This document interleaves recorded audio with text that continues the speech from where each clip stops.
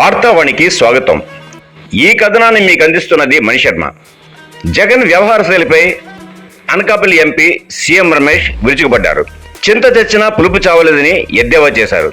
అధికారంలో ఉన్న విపక్షంలో ఉన్న కూటమిని ఆడిపోసుకోవడమే పని అన్నారు. ఫార్మా కంపెనీ ప్రమాద ఘటన అనంతరం మృతుల కుటుంబానికి ₹1,00,00,000, క్షతగాత్రులకు 50 లక్షలు, 25 లక్షలు కూటమి ప్రభుత్వం ప్రకటించిన విషయం విదితమే.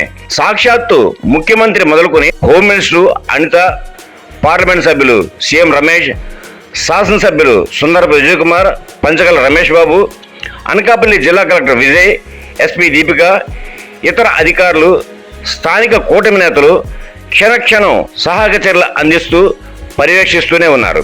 పరవాడ ఫార్మా కంపెనీ ప్రమాదంపైన ఇదే తీరున స్పందించారు. ఈ నేపథ్యంలో మాజీ సీఎం జగన్మోహన్ రెడ్డి, బొత్స తదితర నాయకులు ఆసుపత్రిలో ఉన్న క్షతగాతులను పరామర్శించారు. ఈ నేపథ్యంలో మాజీ సీఎం జగన్మోహన్ రెడ్డి వెకిలి నవ్వులతో వ్యవహరించిన తీరును ఎంపీ రమేష్ తప్పుపట్టారు. ఆయన హాస్పిటల్లో ఆయన విన్యాసాలు చూడండి, కొంచెమన్నా సిగ్గు ఎక్కువ ఉండాలి కదా. అసలు జీవితంలో నువ్వు ఈ ఆంధ్రప్రదేశ్ రాష్ట్రానికి ముఖ్యమంత్రిగా పనికి రావు. అసలు చంద్రబాబు నాయుడుకు నువ్వు అడ్మినిస్ట్రేషన్ నేర్పుతావా? ఆయన వెళ్ళిన తర్వాత కూడా మాకందరికీ కూడా పిలిచి చెక్కులు ఇచ్చినారా లేదా, వాళ్ళకి చేరినాయా లేదా, ప్రతి ఒక్కరికి ఫోన్ తీసుకొని మాట్లాడండి, నాకు, విజయ్ కుమార్కు, కలెక్టర్కు, ఎస్పీ దగ్గరుండి చెప్పేసి వెళ్ళాడు.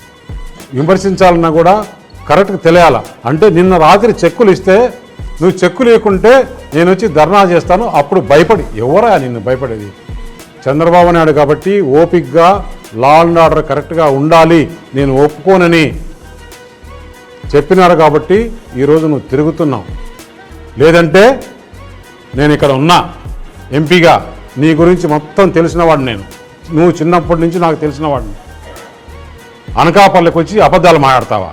తస్మాత్ జాగ్రత్త, ఇంకొకసారి ఇలాంటి పొరపాటు చేస్తే అనకాపల్లి ప్రజలు ఒప్పుకోరు. ఇంతటితో ఈ కథనం సమాప్తం. మా ఈ వీడియో మీకు నచ్చినట్లయితే మరిన్ని అప్డేట్స్ కోసం లైక్ చేయండి, షేర్ చేయండి, సబ్స్క్రైబ్ చేయండి.